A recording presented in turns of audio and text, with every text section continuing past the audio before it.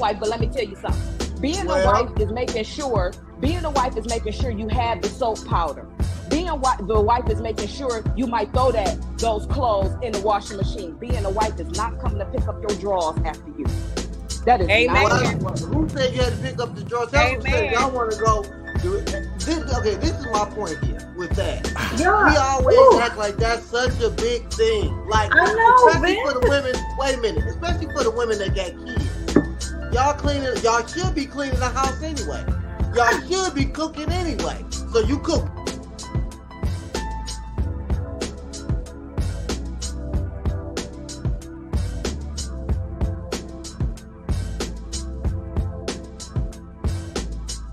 Great catch. I'm a great wife. I'm a great this. And it's like that hasn't been validated. All these single girls are yours too. I don't know. The one thing that I'm seeing is that when you're dealing with a grown-ass man, there it is. He has a vision and a purpose for his life. Facts. What he wants in the future. And what I see is that a lot of these modern women don't want to fall into and play their part in that purpose and in that vision because they have their own purpose and their own vision.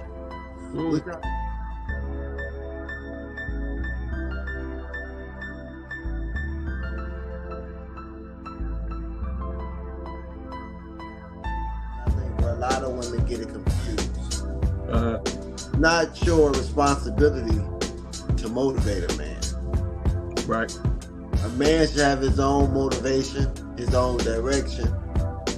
Your job is to inspire. It's a complete difference. I think a lot of ladies get a man.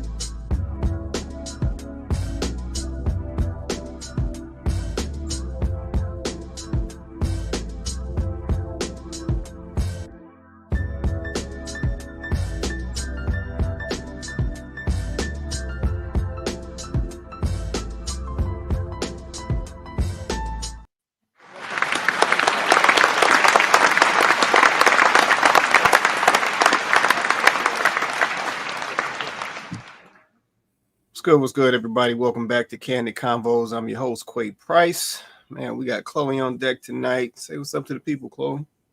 Hey, everybody. Happy Wednesday. Happy Wednesday. Happy Wednesday. Shout out to everybody joining us tonight. Like I said, shout out to family over at YouTube, the family at Facebook as well. Appreciate you guys always holding us down every Wednesday night. I said, do me a favor and hit that like button. Hit that like button if you're watching us right now. Hit that like button. Likes are free. So definitely help us out with our exposure and our reach. So do us a favor and hit that like button if you're watching us right now live. Also, drop a comment. Let us know where you're representing from. Let us know. Let us know. Let us know. As always, I said we appreciate it. Get a couple of these comments real quick coming in. Kenyatta in the building. She said, happy love day. Happy Wednesday. Okay, appreciate that, Kenyatta. Appreciate you holding us down. Salute to you. Salute to you. See J.U. Griffin in the building. He said, hello, all. What's going on with you, J.U. Griffin? Appreciate you, man. Always holding us down, supporting the platform. Let's see. Open Arms for Black Love. Hello, everybody. How you doing, Open Arms for Black Love? We appreciate that. And appreciate the support as well on the channel. I said, once again, everybody hit that like button for us. Hit that like button for us. Also, we got Donovan in the building. He said, happy Cupid's Day. Man, Donovan, how many names we got for this day, man? Oh, man, a lot going on. Let's see. Open Arms for Black Love. North Florida in the house. Shout out to North Florida holding us down. North Florida holding us down. Appreciate that. See what I said? We out here. Yeah, Kandid Konvos is getting out here. Shout out to North Florida in the building. See Eva Wright in the building. She said, hey, what's going on, Eva Wright? Appreciate you. Appreciate you supporting the show. And I said, happy Wednesday to all. So now you got me saying happy Wednesday. Happy Wednesday. Let me do this real quick. Yeah, no, I hear that. Let me do this real quick while I'm thinking about it. All right, so here's the link to join us on the panel. You can drop this in your Google Chrome, your Microsoft Edge, your Apple device. Let's say if you're coming in on an Apple device, you have to come in via Safari. So just keep that in mind. But let's see, you do have the ability to cut your camera off if you choose. We always encourage you to keep your camera on for better show, better engagement. Plus, it helps save a little typing. You know, when it comes to dropping those comments, you can just say what you want to say on the fly. In addition, we have this link in all of the chat feeds, so you can catch it at the Kandid Konvos page on Facebook or YouTube. Or you can shoot me a message for all my Facebook folks, and I'll send it over to you directly. We'll make it easy on you. So we'll leave this link up for a little bit as we get into the conversation and go from there. Let's say once again, drop a comment, shoot us a message, or grab it out the chat feed from any of the feeds right now. Okay, I think that's all the housekeeping. I don't know, Chloe, you ready to get on into this? Let's get into it. Okay, I'm going to drop this link down for a minute. So let us know if y'all need the link, and we will get it to you. Once again, if you're watching us right now, do me a favor and hit that like button. Hit that like button for us if you're watching us right now. Okay, so man, we got another banger. So you guys load me up with these videos. Videos been coming in like crazy lately. So here we are again. So topic for tonight. Women say they want providers, but they really want tricks. Man, I got to see how to. I got to see how to hit that one. Let me run that title back. Topic for the night. Women say they want providers, but really want tricks. Okay, so we got a couple videos tonight. Well, yeah, we're gonna start with the first one and get into this conversation. All right, let's see what we got. Women's power is truly unmatched because the way y'all got on the internet and changed the word of provider to a trick, it's gotta be top 10 most dastardly things I've ever seen on the internet. Like, asking a man to be a provider and he's not your husband has to be the top 10 craziest things I've ever heard. Because you really just want this man to pay your bills, and y'all are gonna come up with words to trick men into thinking that if they're not doing this for you, they're not even a man.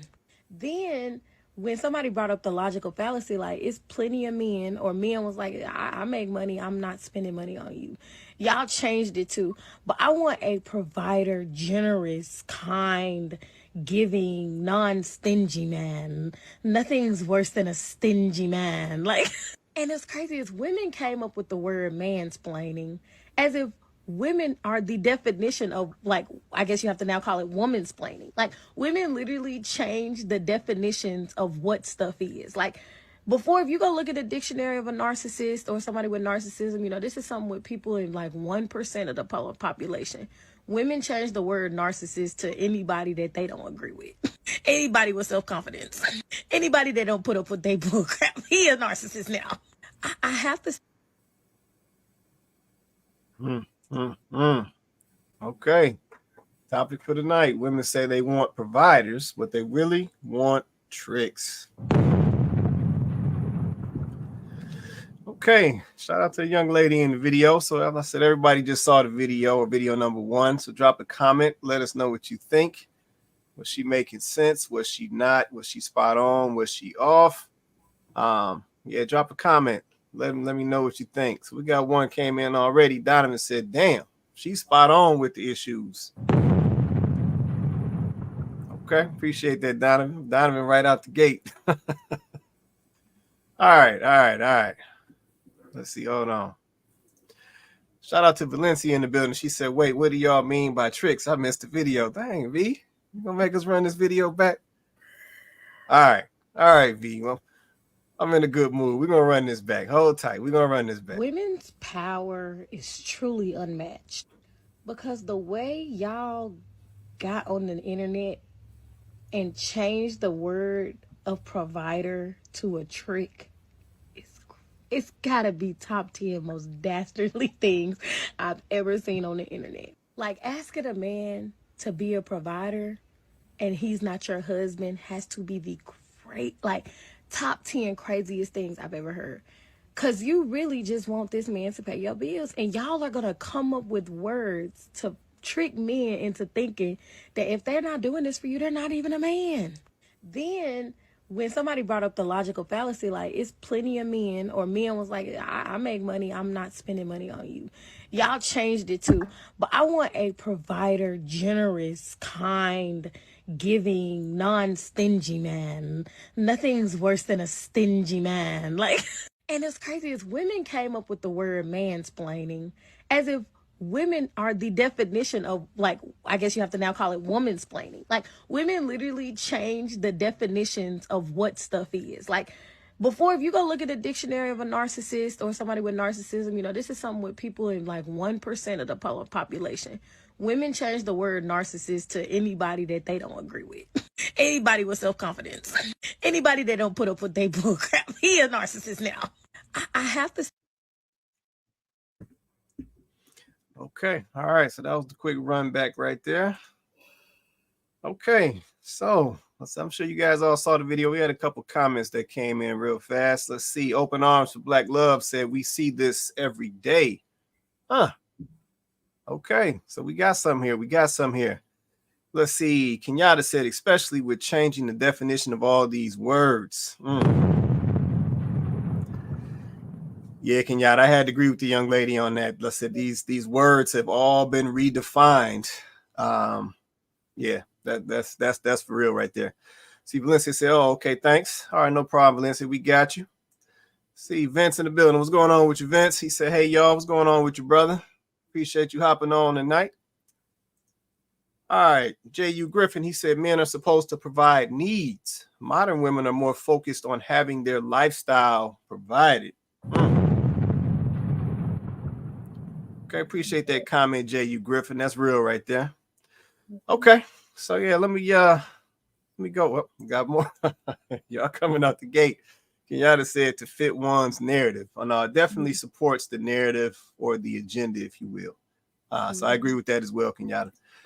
Okay, so let me come on to my panel. So let me come over to Chloe first. Chloe, so what you see, what you thinking, was she right, was she wrong? What you thinking? I know I got some things to say, but go ahead.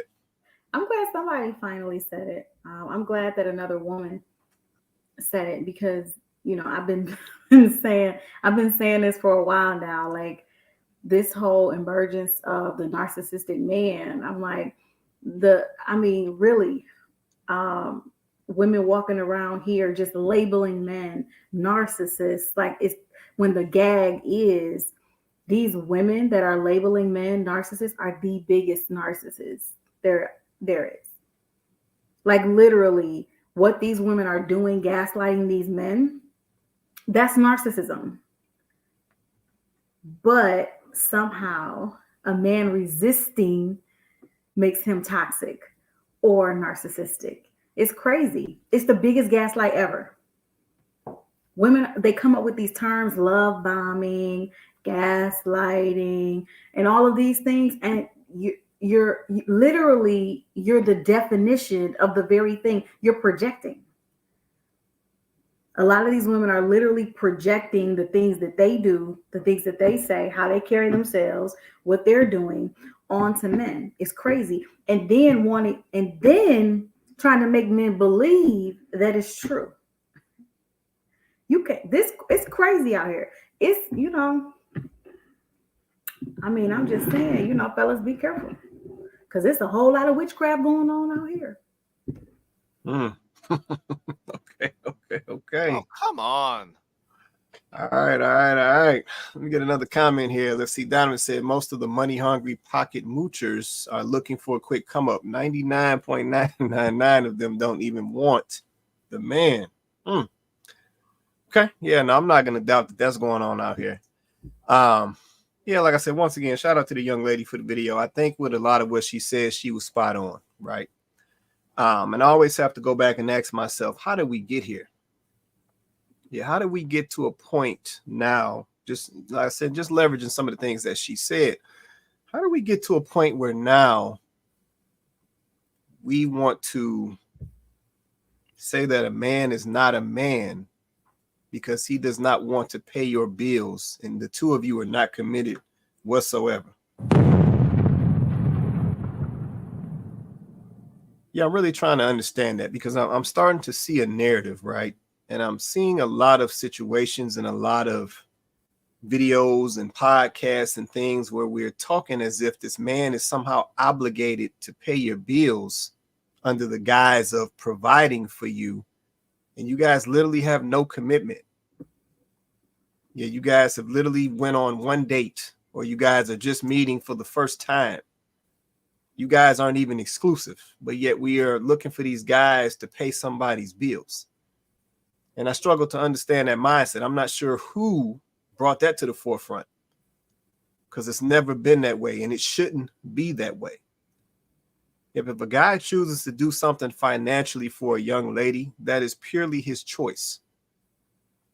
Yep, those are his resources and he chooses what he does with his resources. So I'm not sure where we got to the point where now we're trying to essentially shame a man because he doesn't want to participate in some old fabricated nonsense, being guised as a provider. But at the end of the day, we know what it is. It's tricking. Right. And we got to call it what it is. It's tricking. Yep. And then this is the other piece. I said, then I'll circle back, to the video, but this is the other piece. How do we get to a point where we are so comfortable with all of these transactional relationships?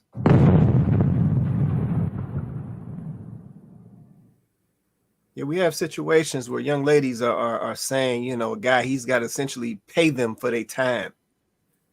I mean, this almost sounds like some borderline prostitution type stuff. Like what's really going on in these streets out here?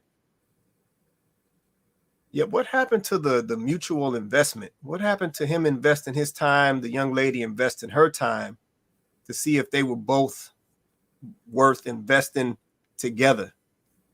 Like, what happened to that? Yeah, when did we just kind of transition into this one-sided, the man is doing all the investment, he's spending all the money, he got to pay her bills before they even an item? Like, where did we get to this point? Like, how did we get to this point? Right. And at the end of the day, why are we okay with it? Yeah, it's just crazy to me. Like, everything has gotten so selfishly transactional, and we want to try to normalize this stuff. Yeah, let me just say this. Yep, if you and this man are not exclusive, even I'm gonna go here. Even if y'all is exclusive, this dude shouldn't be paying your bills. Let me just call it what it is. He shouldn't be paying your bills. Now, if this man chooses to spend some money on you, if he's a good dude and he sees that you're in some type of need, or better yet, he just want to do something special for you, then that's one thing. Yep, that's totally up to him. That's a choice that he's making. But a guy is not obligated to pay your bills, especially when you guys are just first meeting. You're just starting to date and getting to understand who each other is. That's ridiculous. And then we definitely ain't about to be out here shaming dudes because they don't want to participate in some stuff that they shouldn't be participating in, if I'm gonna keep it real.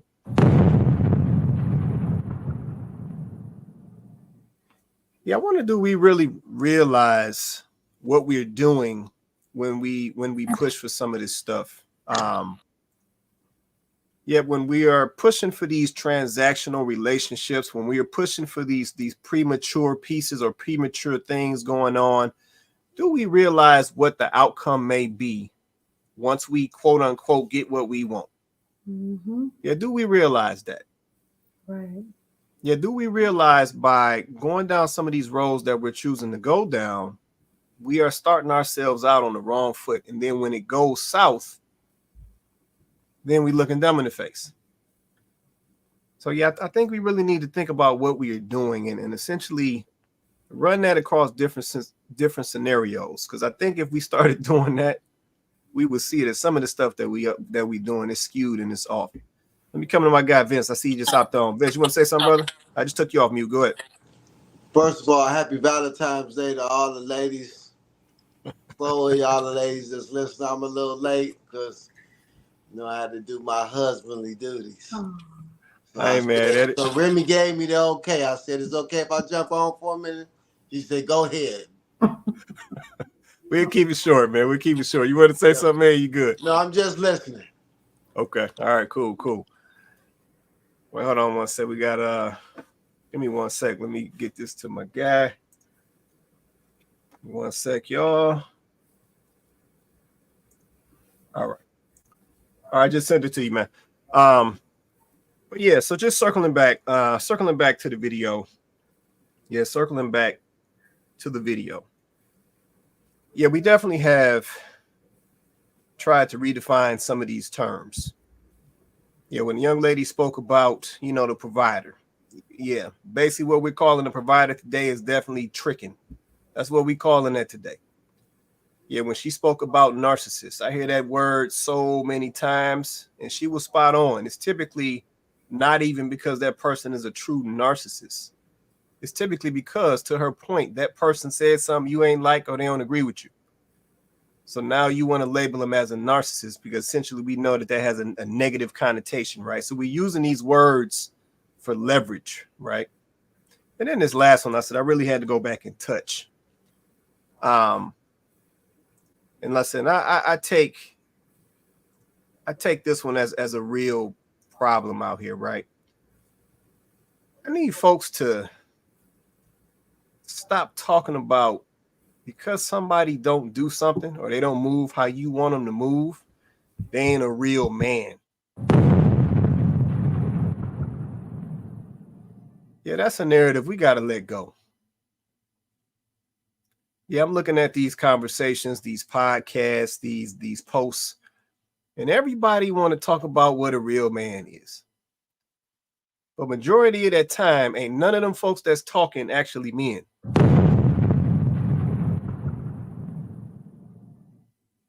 Yeah, but that's a problem. And I can only put it like this. If you not on point as you, then you ain't telling nobody else if they're a real man or not. Yeah, but if you haven't figured out what you should be doing as your gender and you do that well, and it's been validated by other people who can see that you do that well, then you ain't got no business talking about what a real man is, especially if you haven't lived a day in a real man's shoes. Yeah, so let me just put that on out there. I see that a lot. If a man doesn't want to pay her bills prematurely, he ain't a real man. Yeah, but if a man don't want to do this, he ain't a real man. And it's like, come on now. If a lot of folks don't even know what it means to be a real man or to be a man in general. But I see so many examples of folks trying to speak on what a real man is. And it's absurd to me.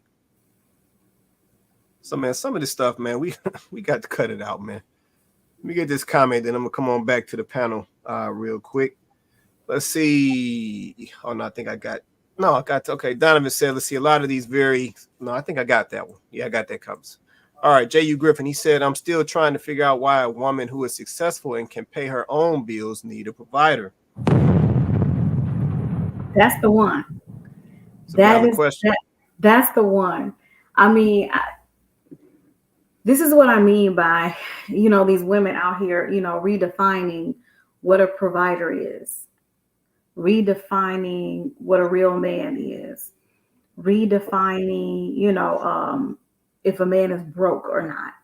Like, this is crazy to me. It really is the biggest, like I said, it's the biggest trick being played on men right now. Is how women are redefining, just like old girl said in the video. So if a man says, no, I barely know you, I'm not about to pay all your bills.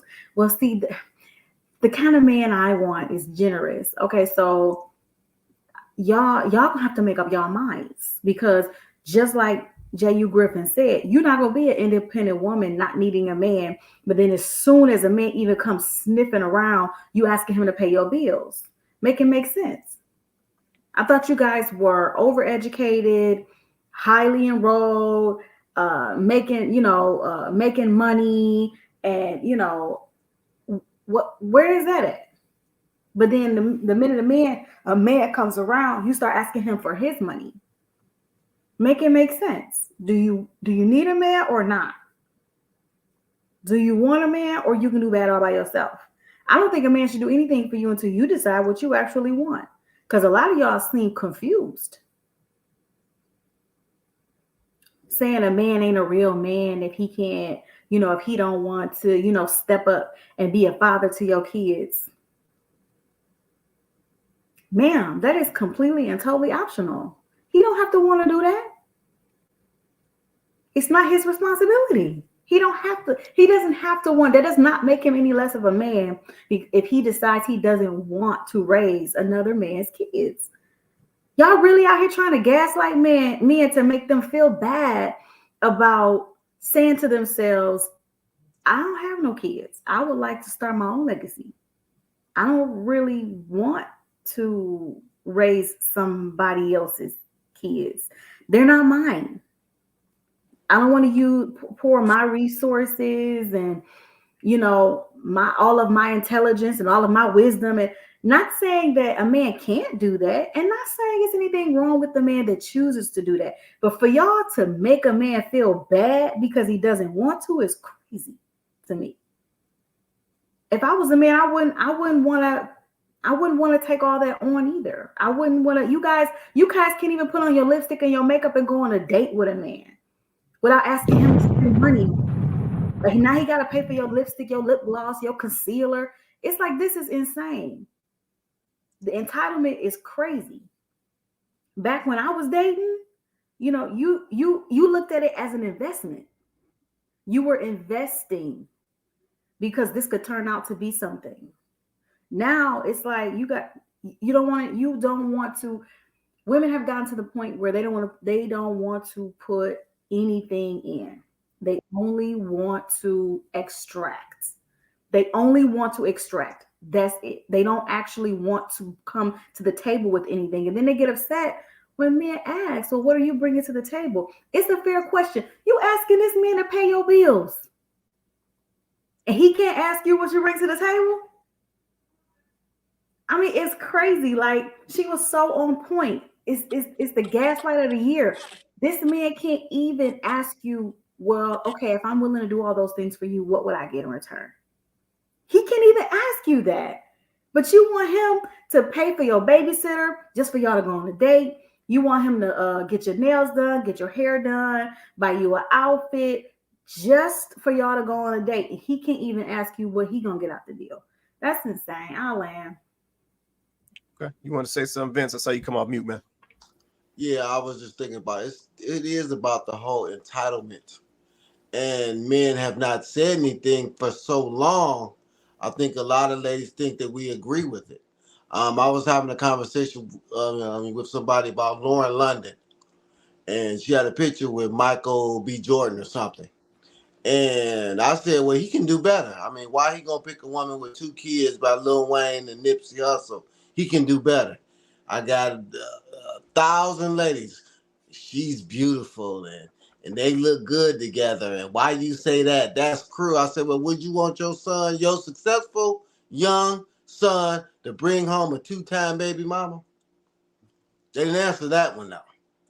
But they thought just because she was pretty and she had 2 kids that, she was entitled to have a certain type of man. And I was like, well, what made her on his, I mean, not necessarily on his level, but what made her so, I mean, that's a lot to deal with. You have a baby by Lil Wayne and Nipsey Hussle, who's a martyr, basically. And it was, well, she deserved it. I said, no, he can get better than that. But if it was the other way around and he was some average dude, you talking about Nick Cannon or Future, yeah, they millionaires. But the average dude with 7 to 8 kids, and you get a successful woman, then she would be settling for a man with all those kids.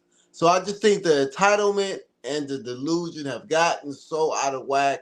and men have been shouted down, shamed down, scared to be canceled, to whereas I don't know if it's going to change. And it's the men that they really want are the ones that they can't get, are the ones that they claim to be narcissists. Because you ask them, well, what your baby daddy do? Did he pay all your bills? Oh, well, I was young.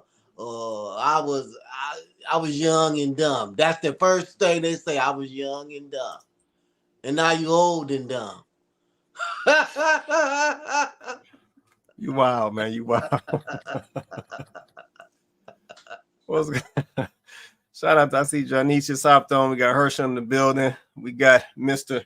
Research in the building. I know if y'all wanted to say anything at all, I said, well, just come off mute whenever you want to say something. And we'll go from there. All right. So I actually got a, oh, you want to say, go ahead, Herschel, my bad. Go ahead, man. Oh, just something real quick. Yeah, I agree with Vince. I don't know. I don't see it changing. I think it's what's happened is it's became a norm, unfortunately. It is being like produced in households across the country, across the world, the globe, where this is what they think is how they're supposed to operate, what they're supposed to expect. And this is supposed to be the new age, things of that nature. So I think it's kind of it's like kind of too far gone. It's like an infestation where it's like it take a lot of work, a lot of reprogramming for it to like for it to, you know, to change for the better as far as to be the majority. That's my opinion. Right.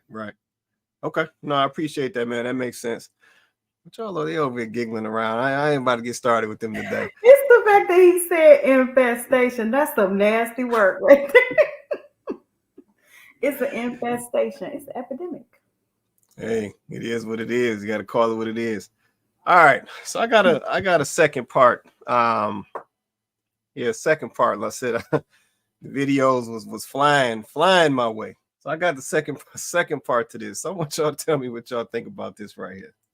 It's to where you're now like, It's a lot of pressure on black men, specifically dating black women. And I love black women. Social media and the culture has put a lot of pressure on us. This could be just based on environment. Mm-hmm. When I moved to Atlanta, you know, women here are very entitled. And listen, I'm not blaming anybody, so I don't want this to turn into. When you say entitled, though, what does entitled mean? I'll say financially entitled. I feel extreme pressure. And I get hit on by white women. I get hit on by all kinds of women. But when I get hit on by black women, I immediately feel this entitlement of, I got to pay for something. Wow. I got to pay your rent. I got to help you with your car note immediately within 2 weeks. Or I'm just saying what I've experienced. I'm not saying that's every woman. Nowadays, if I take somebody on a date, $400 immediately, and I don't even drink. So if she drink, that's the couple hundred. If the hookah is 45, lamb chops is 50, dessert. Mm-hmm. So by the time VIP park, valet, I was just getting ready to say valet. So we didn't spend $400 for me to see if you like me. Say that again.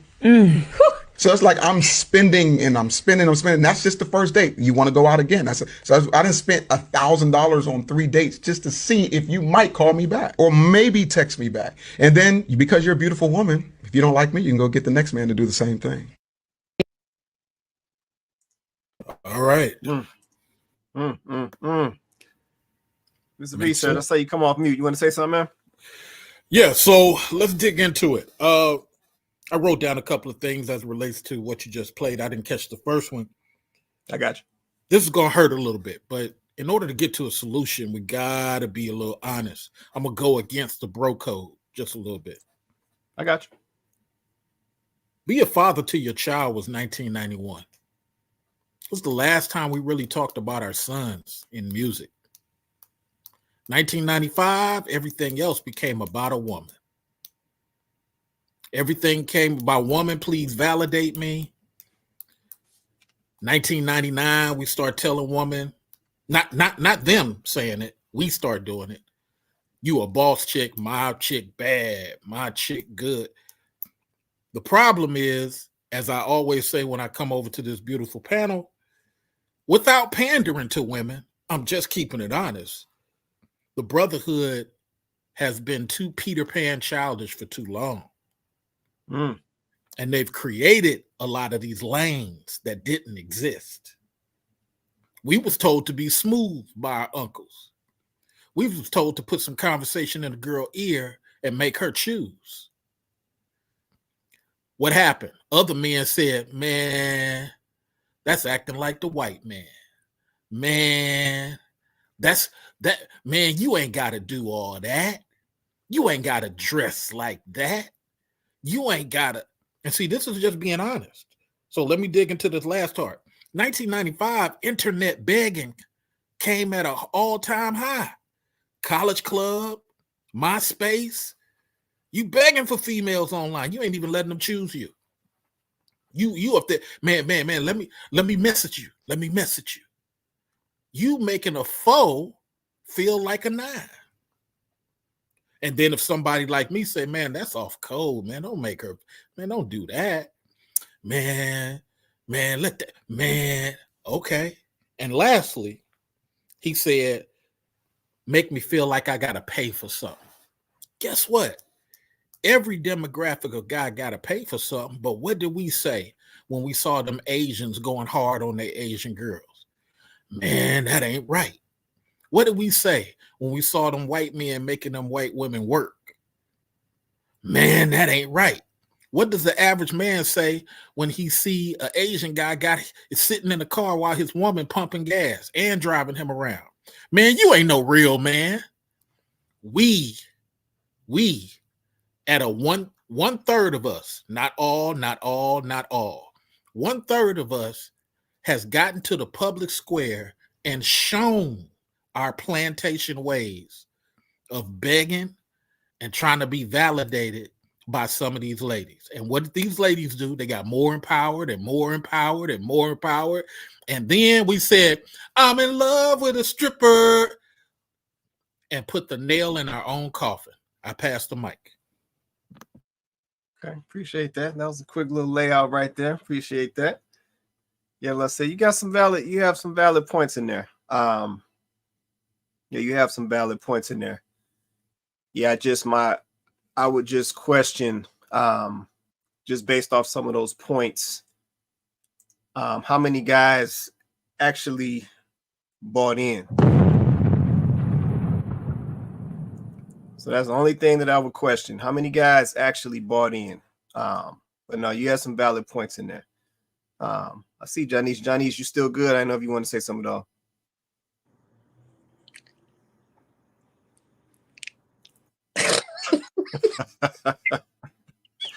You know what? I'm about to have to hit you with You can't make this shit up.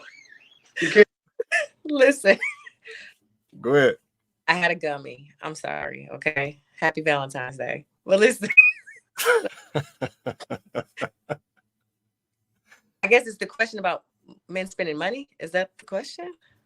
Yeah. So the original video essentially was about the topic. Basically, it's the topic, right? So ladies are saying that they want a provider, but in actuality, they really want a trick. So they want to do the trick on them and spend their money on them, you know, just when they just meeting the guy, want the guy to pay their bills, and they just went on the first date. Like, so that's really where we're talking about. Oh, okay. Well, I don't know those women, but I've heard of them. But like even today, I had a guy that I met online. He took me to lunch today for Valentine's Day. Never our first date, Valentine's Day, right? And I was the one like, should I pay the bill? And he looked at me like I was crazy. He was like, why would you say that? I was like, because I hear so many men talk about women be using them. I said, I'm not that woman. Like, I'll pay my half. You know what I'm saying? That made him feel some type of way though. You know, as a man, he was like, what do you mean? Like, why would I not pay for it? You know? So I guess I'm hearing all these men say all these things that it is starting to mess with my head as a woman. Like, should I pay the bill? Should I not? I still cashed after them some freaking tip money because I'm just like, I don't know what I'm supposed to do anymore or not do. You know, what a man I can answer that for you. Go ahead. Yeah, go ahead. I'm sorry. No, I was just gonna say I want you to finish, but I'm saying I can answer that question for you. Go ahead.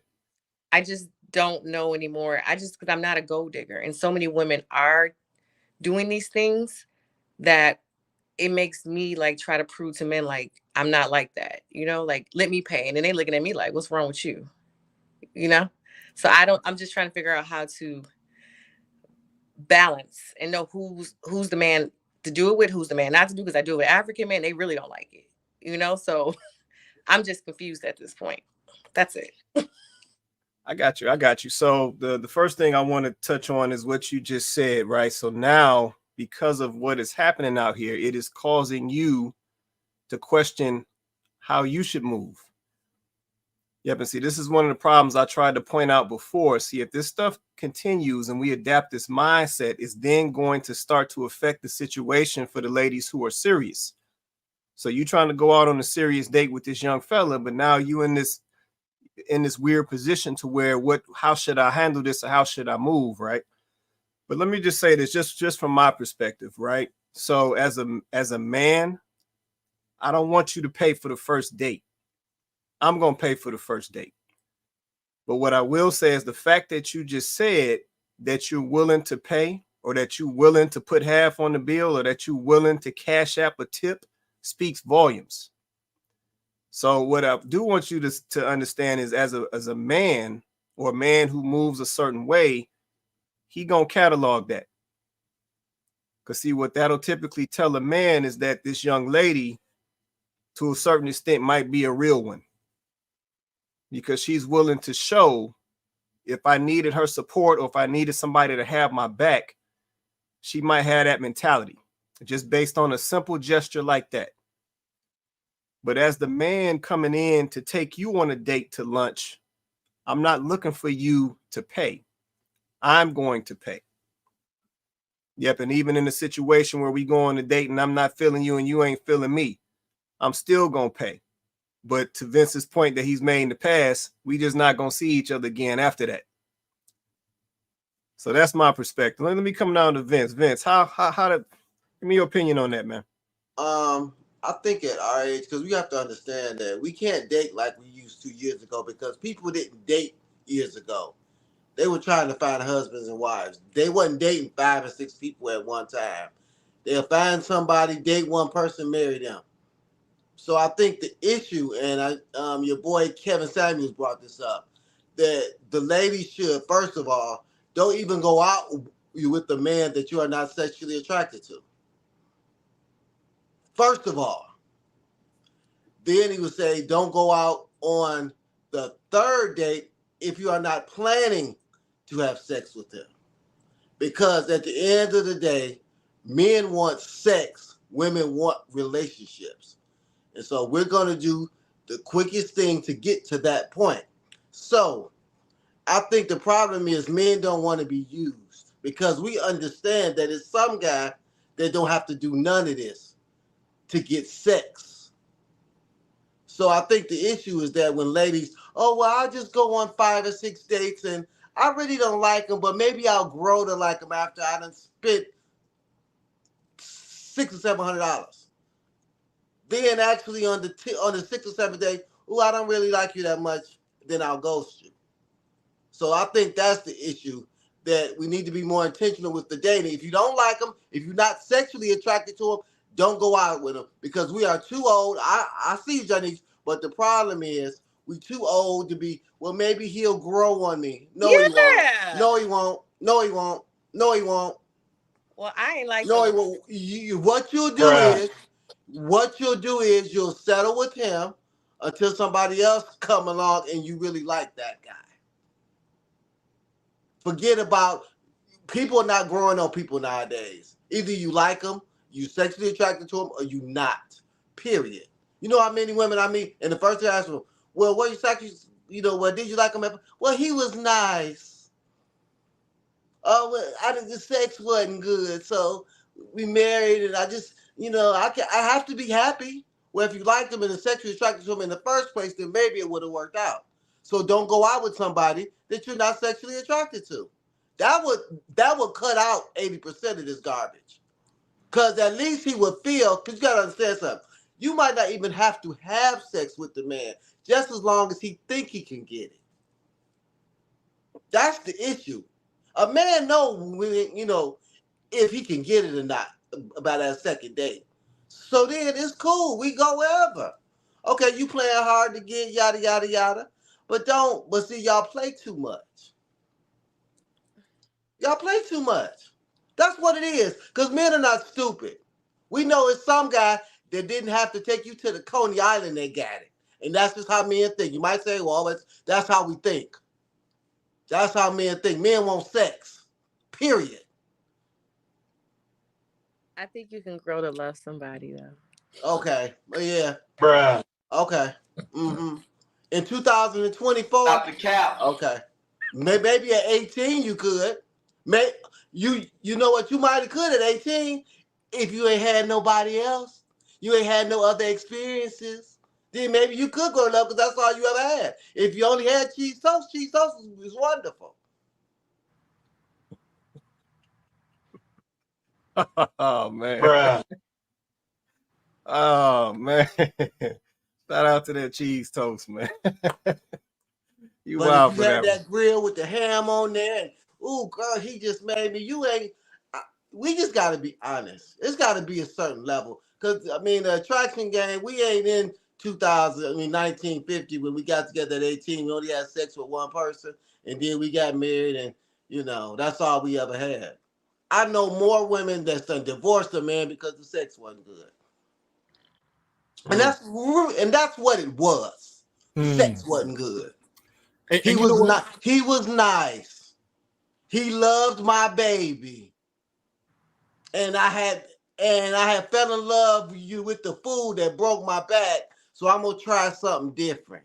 I'm gonna try a man that's nice and dependable and respectable, and you still leave him. So wait a minute, hold on, Vince. Hold on. I got a question now. Come on. So you telling me right now that we got ladies divorcing men because the sex ain't good? Damn. Oh, come on. Nasty You know what? Let me back him up a little bit. Go ahead, Mr. Research. I think that people have to be aware, and I'm really cheering for this politically. Once we remove the Ronald Reagan laws, we will go back to Jimmy Carter numbers. We would go back to 40%. Reagan-Ronald law, and this is why I always encourage black men to cross-reference stuff. Ronald Reagan law has two things that stop us from knowing the data. Number one, if a person cheats on Vince and is in Vince's bed, according to Ronald Reagan law, irreconcilable differences, Vince cannot use none of that in his divorce proceeding. You remove the Ronald Reagan law, now we get to put that in. Vince gets to get empowered the same way he would have been under Jimmy Carter. And now he can say he's a distraught husband, been wronged, and he can use that in court.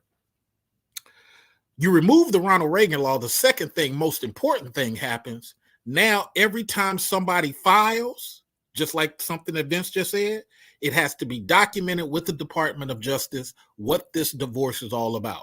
No more hiding it. No more saying irreconcilable differences. You have to document, I divorced Chloe because of X. And then we can all start seeing data. Then we can all start seeing data. Hey, this person left this person not because she was hit, or because she was hit, not because he cheated, or because the judge was shown evidence that he did cheat. We're going to kill all the speculation once we get rid of these Ronald Reagan laws. But as long as we got these Ronald Reagan laws, everybody's talking points can go ping pong, ping pong. We have no need for the Ronald Reagan law because we're in the age of equality, right?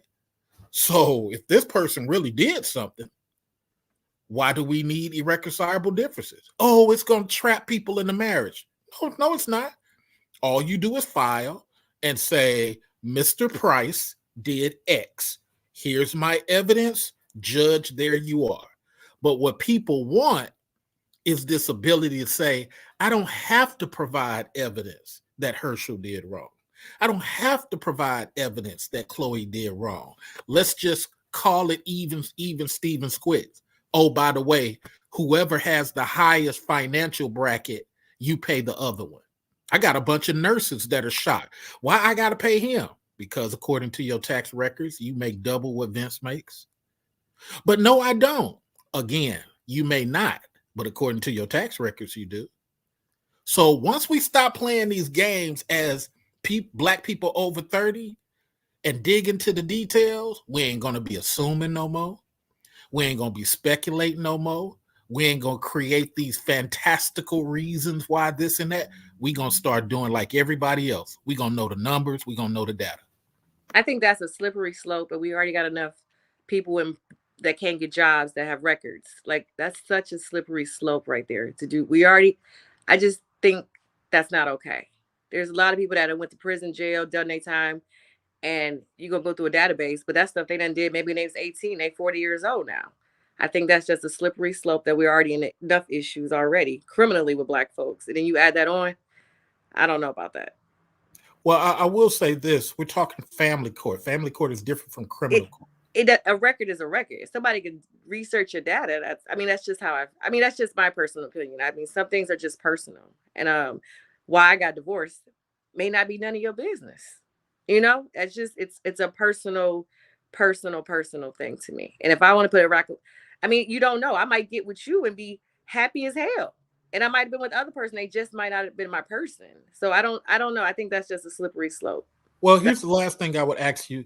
If that's the case, wouldn't you be fighting against your civil court records being protected? Because those are not protected. Well, I would say it all. Like, I don't want to, yeah. I mean, I'm not against none of it. I think some things are just, I don't know, it's personal. I mean, I understand, I know child predators, if you done that stuff. Yeah, I mean, I get those type of things. But I guess I'm saying currently now, if I sue Vince, that's public record now.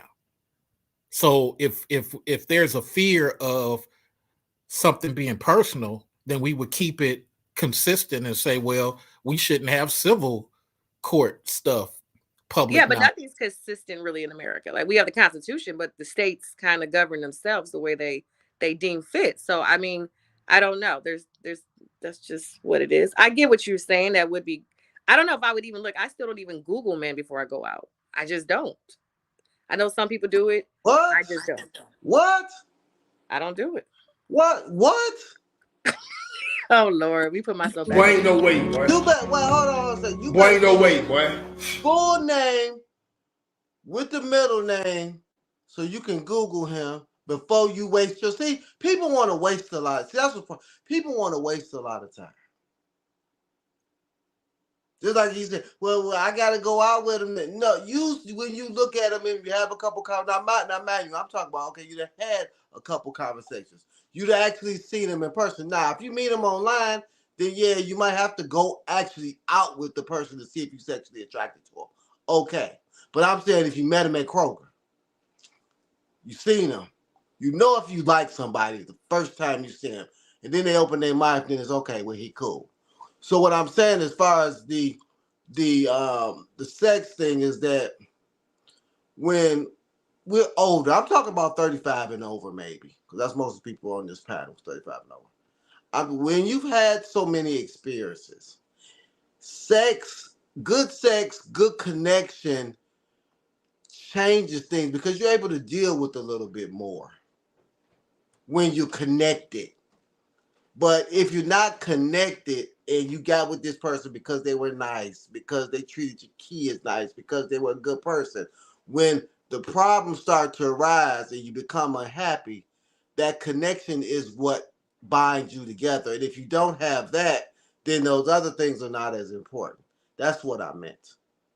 Not necessarily the active sex, but I'm just talking about, I know so many people that get with somebody after the fact and it's not really what they want. And I don't think you can, I do think you can grow to love somebody, but I don't know if you can do that in 2004 because people have too many perceived options. People are not as loyal. I know it's more than 50% of women have left their husband. It's not because of what you think it is. It's not the cheating. It's because they really didn't want him in the first place. But they got with him because their feelings was hurt because baby daddy left or they had a real bad breakup and he was nice and he was this, but it's not enough to keep it. Man, that's some It's wild sad. stuff. Yeah, it is. Yeah, It's that's some tough out wild here. stuff right there. Yeah. That's wild. That's wild to hear. I don't doubt that type of stuff is going on. But yeah, it hit different. When as I'm hearing it right now. Yeah, because for me, like I said, it just validates that, you know what I'm saying, we got some folks that's just all over the place. Yeah, we got some folks that's all over the place. Yeah, but like I said, now, you know what I'm saying, that provides a better understanding as to why we see, you know, such, and I'm going to call it an alarming rate of divorces these days. But I'm also better understanding that a lot of folks' foundation was not even strong when they entered into these marriages. And I think that's a large part of the issue, you know what I'm saying, and the downfall that we see now. Let me get this comment real fast. See, J.U. Griffin said, I don't think the real issue is not the man spending money, but the entitlement that he is supposed to go all out to spend large amounts of money for a woman who is truly not interested. Okay, no, that's a good comment right there, J.U. Griffin. But I want to touch something real quick. So in that second video, the gentleman said that he feels pressure. If he feels pressure to have to spend as he's interacting with ladies today. Give me y'all opinion. Where do y'all think that piece is coming from, right? Because we understand how a person will move differently when they're under pressure. Yeah, they're not thinking straight. They're not using their discernment correctly. They're not being realistic in their thoughts because they're being driven by stress and pressure. So we got a situation where we got a man saying that he feels pressure to essentially be spending this money just for these dates. And, you know, if the young lady is even interested in him, if it's any, you know what I'm saying, even going to go anywhere. Where do y'all think that is coming from? Social why media. Would that brother say something like that? Go ahead, Janice. I think it's a lot of social media, like, because it affects me on my dates now. Think about me. I'm like, shoot, you know, like, should I bring out my car? Should I bring out my car? Is it rude? Is it not? And then I think last Friday I went out to a cigar bar with two blonde chicks, right? So the room's full of black and it's full of white men, it's full of everything. The white guys bought a lot of drinks for us the whole night. The black guys, you could tell black men are kind of like, I don't want to spend my money like that unless you actually interested in me, you know, like I can feel it, you know. So I guess it might be more of a black man thing right now because white guys don't care, like they don't care. But I think social media is like a really affecting, and me just going on a lot of dates too. I'm hearing a lot of guys complain about the same thing about women using them for money. That is starting to like, I'm like, in my head, it has nothing to do with me, but they don't went through it so much. Now it's a trauma now, you know, it's in a sense, it's a trauma. Okay. I hear that. Go ahead, Vince. Janice, I do think it's definitely social media, you know, because people are comparing their lives to people they don't know. Because back in the day, you know, you didn't know what somebody was doing for somebody else. For Valentine's Day or for their birthday or your girlfriend, you didn't know that her boyfriend was taking her to Jamaica or her boyfriend bought her a purse or so I think that this comparison has really destroyed a lot of people, and it is a lot of pressure. It is a lot of pressure. I know a lot of women. I mean, especially if you a pretty woman and you date a man that got some money and you don't care about money, it's hard to go to that average guy, back to that average guy after you done had a guy that has some money. It's just, you know, it's hard to go from, you know, and it's not necessarily that they were using him. He just had money. He could afford to go to Eddie V's or Bruce Chris, and that was like a regular date for him. Because it is some guys, especially younger guys, that are really getting it out here with no kids and got money, you know. So it is pressure. You know, I tell my boys, get yourself together. Don't be out here dating broke. You'll get your feelings hurt. And that just is what it is. I don't care how good you look, but I got some good looking sons. You better have your paper right. Okay. Especially if you want a pretty one. Okay. So hold that thought. I might parlay off of that. Hold that thought. I was looking at Hirsch. Hirsch, you want to say anything? Or you good, man? Yeah, I was gonna say, for me personally, currently being a single male, I felt the pressure myself. Like it is with social media, for one. Like let's just give you an example. Like let's say there's a female that I like almost everything about her. Right, I'm interested because for me, like if you're a serious man, you're not out here just trying to play around. You're looking for a wife. You're looking for a wife. So when you see that person, you're like, okay, she could be a possible potential wife, whatever. Now all the pressure comes in. Is like, okay, what do I got to do to keep her? You know what I'm saying? Because like it's so many other, like my brother was saying, simps out here that just throw money here and there, and you got to compete against that. You know what I'm saying? And so now you're like, okay, I don't want to do too less because I might lose her. So she might lose interest, or she might go to the guy that got more money than I got, or does this or does that, or takes her out on a trip for the second date. You know what I'm saying? Those type of things. So you have those pressures here and there. So just yeah, personally, I've dealt with that. I've dealt with that. I have the pressure, but I've come to the point now where my success rate will probably be slim to none because I just don't even deal with it. I just like I don't. I mean, I don't. I mean, I guess I'm too old. Or I don't have the patience anymore. Like I don't care. Like my thing is, I'm not competing with nobody out here. I'm not worrying about that. The person that's supposed to be meant for me, it's gonna flow. It's gonna mesh right. It's gonna click and connect. I ain't gotta worry about all that impressing and finessing and competing and all that challenging and all that type of stuff. That's what I learned over my years of dealing with dating and marriages, divorces, separations, all that stuff. So, but me personally, I've felt that pressure. It is. It's like competition out here. Okay, the next man that has all this money is gonna just set the bar extremely high, unrealistically high, and then he's a loser. You know what I'm saying? But you got the serious people that's you know putting money aside for their kids' colleges and stuff like that. So they don't have that bar to be going doing this and doing that, but they're doing more productive things, but that's not being shown. You know what I'm saying? But that's also not getting credit either. It's not good enough for the woman. Right. So let me ask you this, Ursula. You just validated my thought, right? So you said because you used to feel that pressure or you've experienced that pressure, essentially now, and I'm trying to summarize your words. You correct me if I'm wrong, but essentially now it has caused you to lack some patience when it comes to dealing with some of the young ladies today. Is that accurate in saying that? Oh, of course, yeah. I mean, I don't. Okay. So I recently used a lady I met. We went out. Everything seemed like it was cool.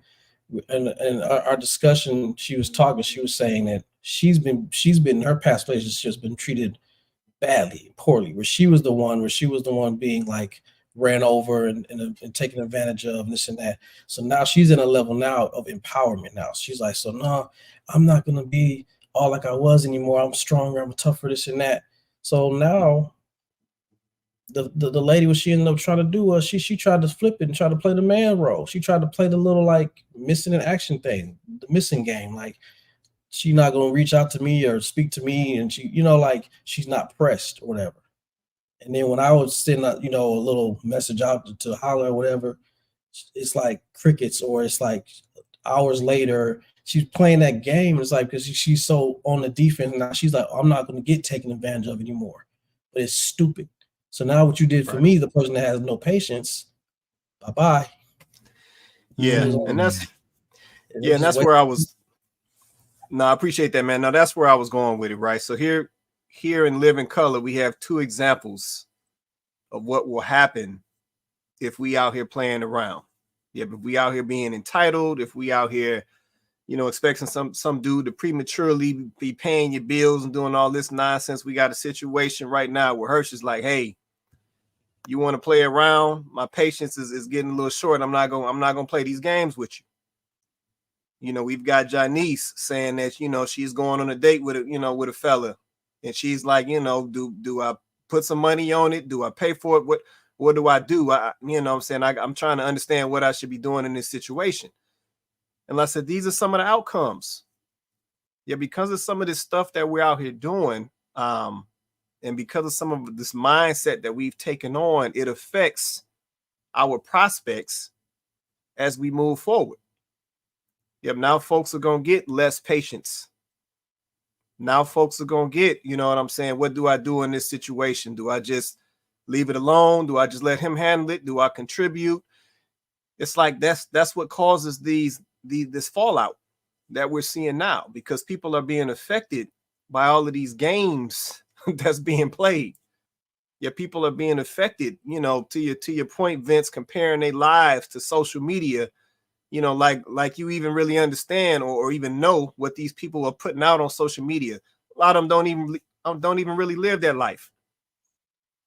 Yeah, they just market into you.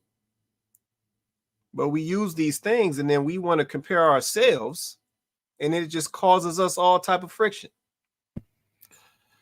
So yeah, go ahead, Mr. Research. My bad. Go ahead, man. So for me, the hunter always suffers. I truly believe that a lady should choose you. That's just how I was raised. I know a lot of people were raised in the Southern way of I approach a woman, I hunt a woman. I wasn't raised that way. I was raised in the cowboy style, the California West Coast style. They will come to you. They see you moving. They see you at the bar. They come and compliment you. They come and let it be known that they want to be in your presence. Now, to the rest of the community, that's arrogant. You trying to be like them white folks. And see, that is the two different type of dudes to me, because even the church dudes are suffering. You would think, logically, here's two people in the same spirituality, sticking to the same book. But no.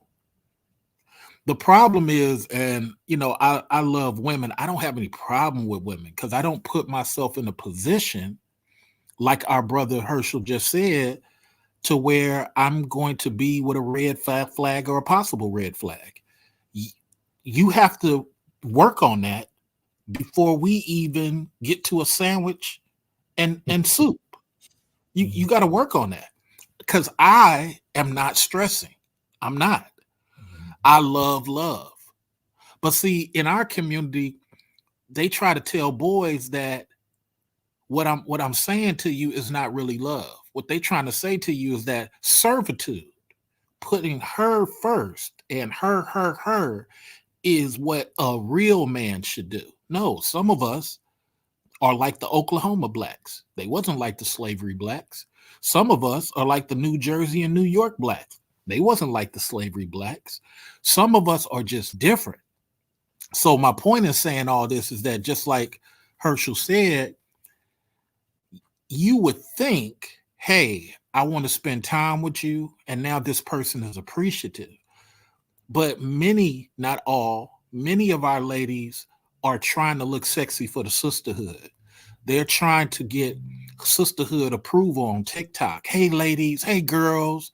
Hey, and Herschel is just a dude who probably went through trauma just like you did. But the difference is Herschel has tried to work on his trauma to where he's like, oh, you don't seem like you worked on yours, so I'm good.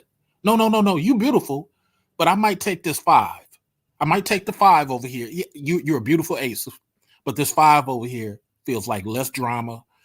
Well, that don't make no sense to you. I'm over here. I'm good. Which is why we see a lot of our brothers, they ain't necessarily got the most beautiful woman in the world. They got the woman they like coming home to. That's a totally different thing. So I'm going to end by saying that what's so strange about the community, we tell the community, hey, be just like Tia Mowry's husband. Do the right thing all the way through. But then what happens? Hey, Tia, did he hit you? No. Did he cheat on you? Well, it's speculated he cheated on you. No, there's no evidence of that. I just felt like I could go do better. And we as dudes, just like Herschel said, we don't want to be involved in that. You're too old, lady. You should have self-disciplined, Tia Mowry. But that's where the problem is that when I say that, I'm arrogant. I don't like women. All these labels. The truth of the matter is I'm a human being on earth, and I choose to not deal with the red flag community. I need somebody that's at least 50% self-analyzed.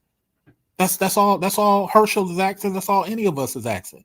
Be self-analyzed before I invite you out for soup and sandwiches. And look, if you get mad at soup and sandwiches, that's a problem too.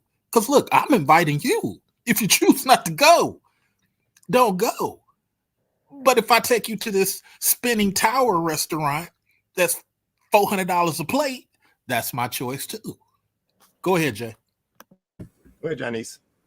Well, I was going to. Just off of that. It might be my gummies too, but since I've been dating, that's been my biggest. I don't know if I'm saying this right, because I've been feeling like more of a therapist when I go on dates with men right now. I got to hear about the baby mamas in the past. I got to hear about the exes and what they did to them. I'll be like, I am not your therapist, you know. And I've noticed as I'm getting older and dating guys that are my age, we've all been through traumas, right?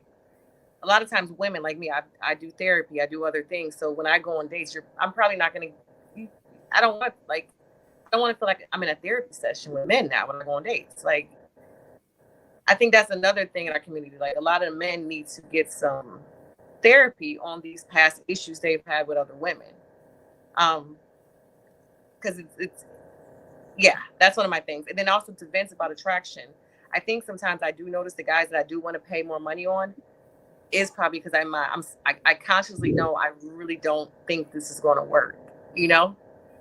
So I do try to pay more. I'll try to pay for men more that I'm probably like, you know what? I really don't. I'm not feeling you like that, but I don't want to feel like I took your money. You know, so it can be an attraction thing also for me. I get that. Let me go to Chloe. Go ahead, Chloe. I know you want to say something. So to be fair, I did miss a piece of the conversation. So, you know, guys, just give me a little bit of grace. I missed a little piece of it, but I would just say this. I think that a big mistake I see us making is that there's a lot of comparison going on. Women are comparing their relationships or their dating experiences to other women. Men are doing the same. There's a lot of Black community being compared to white community, Asian, Mexican. I think we have to stop that. It is damaging to us. If you prefer for a woman to approach you, then that's just what you prefer. Because there's a lot of other Black men who don't really like that vibe.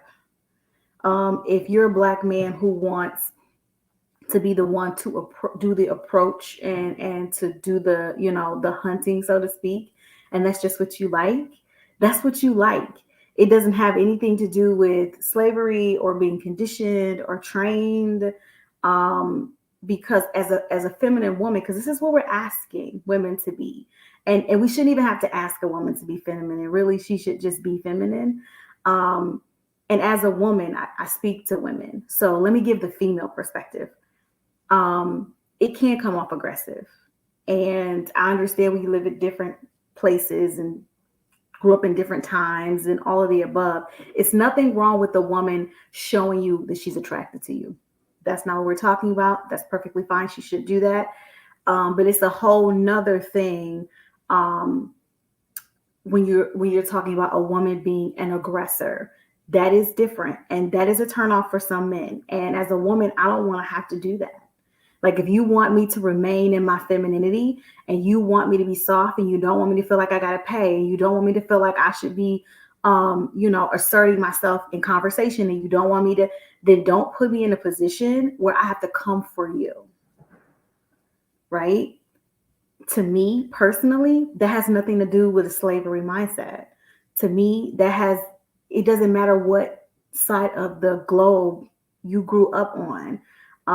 This to me is definitely more of a traditional mindset, but Isn't that what we're running around here like chickens talking about? Like, isn't that what we're consumed with now? Everything traditional, this traditional, that traditional. I mean, is that really what we want? Or are we just confused? If anything is conditioning, it's the fact that we all are not sure about what we want. That has been caused by the conditioning. It's that's if anything is conditioning, it's the fact that we're all now confused about what it is we actually want. When from day one, it really hasn't changed. I see women running around in circles about what they want just to arrive back at they want a man that will honestly provide for them, that they can feel safe with, that they can feel that their heart is protected and that physically they're protected. Like that's at our core, that's always been what we've wanted. So we're running around in circles listening to what society is telling us just to come back to the fact that we want what we always wanted. So instead of being hyper focused on labels and hyper focused on what the white man is doing, and the Asian man and the Puerto Rican man and Hispanic, whoever, we need to get back to what actually always has worked for us. Right? I am married, and I have been married for 16 years. I have been with the same man for over 20 years. In my personal opinion, and from what I've experienced, my husband does love from a place of putting me first. He does love from a place of putting our children first. And that is so far from slavery or servitude. There's absolutely nothing slavery or servitude about that. That is the very core of what him providing and protecting is. The difference is I do the same. That's the difference. So what we have is there's a lot of people talking, and this is no offense to nobody personally, but we got a lot of people speaking out the side of their necks. Speak from a place of experience. I'm not watching nobody outside of my community to know how it's done. Thankfully, I've had plenty of examples to know. We got to stop thinking that everything that equals some form of humility or submission is coming from a place of conditioning and servitude. And no, it's not that. When you've seen love, when you've experienced it for real, then you know that it does not come without some type of sacrifice. The problem is no one wants to sacrifice anything anymore. That's the problem. So if we want to talk about it, let's get real. No one wants to sacrifice anything. No one. Men don't want to do it. Women don't want to do it. And when I say that, of course, I'm speaking in general because there's obviously people who are doing it right now. But it's not popularized. Everybody's so concerned about being a slave. If you ask me, the ones that's saying that is still living in that mentality. Come up out of that. Come up out of that. So I think one of the biggest and most powerful changes that we can make is stop worrying so much about what something looks like to another person or how another person perceives you. You know what? If that man wants you to come and approach him, go approach him, sis. If that's what he wants and you don't mind, do you? Who cares what anybody thinks about that? Because if it worked for y'all, it works. If you're the type of chick that's like, I don't really do that, and he's the type of man where he wants to approach you, then he does that. Don't worry about what nobody else got to say about that. They not going to be in your stuff. They ain't got to wake up with you in the morning, and they don't go to bed with you at night. So their opinion doesn't matter. We are worrying way too much about the aesthetics of this thing. And it is stopping us from being able to move forward. No more of that. It is February in 2024. Let's start today. This is Love Day, right? Let's start today. Start over. Who cares at this point? If you're a person who, believes in God and believes in Jesus Christ, and he came and died for your sins and rose on the third day, then the only person you're concerned about is what God thinks of you. Everybody else is dust. It doesn't matter. And we got to get back to that. Because some of the stuff that I'm seeing around me, some of the stuff that I'm hearing around me is concerning. We got a whole lot of people that's saying a whole lot of things and steering people in the wrong direction. And it sounds like confusion. We're confused. And we need to get back to the basics. I'll land. There it is. There it is. Go ahead, Herschel. Yeah, I kind of want to piggyback off of what you were saying too. Because I too definitely don't want to make this like we're like going against like a male against female type thing. I see enough separation. We need to come together, but what we need to do is kind of like have more understanding about things too. So going like this is not pointing toward nobody, but I just want us all to do this. Like next time we out somewhere, and let's say we witnessed a situation like Janae you see Janae, right? Janice. I'm sorry, my bad. I'm like Janae. Yeah, who no, I'm saying Janice. Like how you were saying how you saw like a bunch of the Caucasian males was just so freely just buying drinks and this and that, the black guys weren't. My observation of that piece is this, and I think it's historically, it's just the fact that majority probably of the white males already have an inheritance.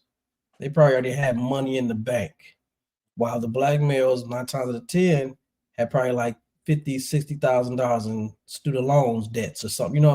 So it's the playing field is a little different. You know what I'm saying? So it's not like the black men don't want to do this. It's that sometimes they just can't. They don't have the means. It's a different playing field. So I just say like the next time you're out, maybe just think of that perspective. That just might be the case. And 9 times out of 10, that's what it is. That's usually what it is. Oh, Herschel.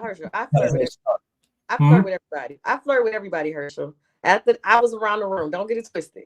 Oh, but I know you mentioned about the white man doing this more than the black. No. But I'm gonna go up to them. See, I saw them stand in the back, but I'm gonna go over to them. Like I'm one of the women that'll come up to a man. If I like you, I'm that woman. I'll approach you. Some men, Chloe, you're right. Some men don't like it. They be like, yeah. Well, but I just didn't want you to be putting the black men down, like like we just can't. We don't spend. Oh no. I just do it. We don't want to do it.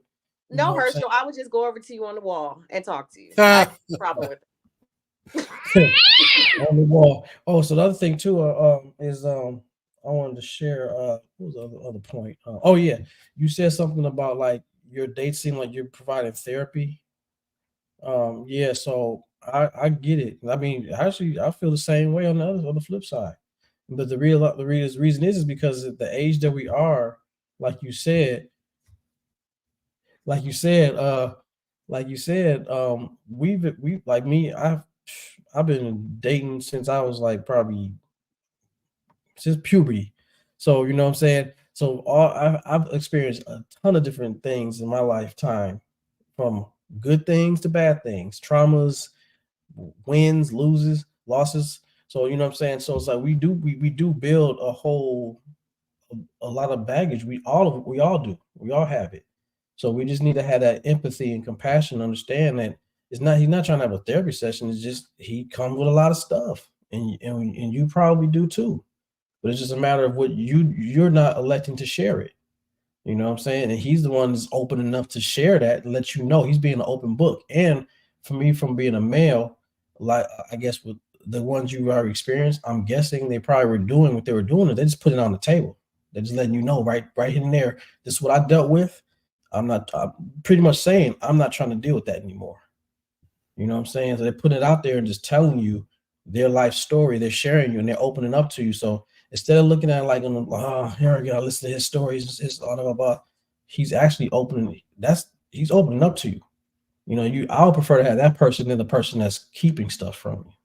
I understand what you're saying. I do. I think when it comes repetitious for me with men, like I'm very big on energy. Like, and when you come with your unresolved issues, I got unresolved issues, but I feel like you're putting it on me. Like, I want to go back and I just want to have fun. Like, I just want to get to know the new you. You know, I'm here to try to tell you that they're not putting it on you. They're just sharing it with you. Share it to me once or twice. They're educating you. Yes, but let's do it once or twice. It's not that open and closed. It's not that black and white. That's not how life is. We just can't. You can't have it like that. It's like, true. See, that goes part of the problem with the society how it's created. We want things the way we want it now. We want like Burger King your way right away. Now it's like, but that's not how life is. Well, here's the thing. How about not you, everybody? You date the person, and then you get a therapist that you can talk to on the regular about those issues. So listen, as me being a therapist, I understand that. Guess what? Every person on this panel is a therapist in their own way. Yes, everyone is. We all are. We all need it, and we all give it. So that's a myth in a way. I mean, you know, and I'm saying as being a therapist myself. I'm saying, so that's why I don't look at it like that. I look at it like, you know, again, it's just communication. It's just understanding, empathy. And when we do all that, like we won't have those issues. Like with somebody's, like you'd be more open, like you'd be more receiving to the men coming to you with their problems. You'd be like, okay, as me being a beautiful, strong black woman, what can I do to help make his life better? Or to help him stop that curse, that generational curse, or whatever he's dealing with or dealt with. How can I change him? How can I make him start saying more positive things in his life? Well, I got one question for Vincent then about that, what we're talking about. When you got since you got married later on in life, I know you said you and your now wife, you guys put everything on the table, right? You put all your little things, but did you like keep going over about your ex-wife and keep going on and talking about it? Like, how long did you think it took you to kind of take that from away from her and what you guys are looking forward to, you know? I kind of understand what you're saying, because some people do live in the past. It's like they haven't gotten over the situation. Now, when I said me and my wife talked about a lot of things, we just put everything on the table and what we learned from those specific situations. And we still bring them up from time to time. But I think Janice's point of it's where, and I can understand what you're saying. Some men, like I have a friend who's stuck by his divorce. He can't get over that. So, but he might find a woman that finds value in that will find enough value in him to love him enough to love him through that. But maybe Janice didn't find that much value in him. So, and that's her prerogative. If she doesn't want to sit up here and hear about how your ex-wife hurt you and True. you mad about your child support, I don't want to hear that shit either. Sorry. Well, damn. Okay, but I got it. Okay. Oh my God. Okay. So I agree. I agree, Johnny's. I'm not for you because you're here to speak for yourself. But do you think, I'm gonna ask a question and then I gotta follow up. Do you think that if you were like really, really into any one of these guys, that maybe you would have received the conversation a little different? No. It's just not your thing. So I respect that. So then it's just not your thing, right? You just don't want to be put in that position. And that's fair, right? Like I said, just like I said earlier, if that's not, it's not your vibe, it's not your vibe, period. But I will say this, just kind of piggybacking off what Herschel said too, and I'm not a man, obviously, but I will say this, like, ladies, we have we have literally ran a whole campaign, and maybe not Janice, but we have ran a whole campaign on needing men to be more emotionally intelligent. We have ran a whole campaign about this, made it a very, very big deal, right? So maybe some of these men have, gotten to the point where they're like, well, she a vibe, she cool, I like her, I want to talk to her and just be honest. And now they're bringing all of their stuff, whereas before they didn't want to talk about these things. We wanted men to shut up, don't be standing, don't talk about that. Men was told not to say certain things. And now they're like, well, shoot, ladies saying they want us to be emotional, intelligent, connected to our emotions and all of these things. And now maybe men are, they're overachieving in this area.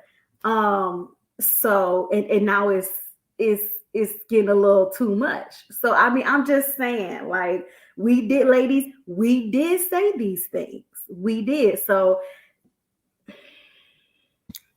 I wanted to, before you go to your question, Chloe, I wanted to just double back on something that you said earlier. So just for clarity, Oklahoma, Kentucky, Indiana blacks, they kind of met at dance halls. They kind of met at their religious functions. Many of the New York blacks, they had family arrangements. When you say don't compare to other cultures and so on, I hear you, but then that pigeonholes the black man yet again. And this goes to Herschel's point. We got to consider that men are men, regardless of their pigmentation of skin. Okay.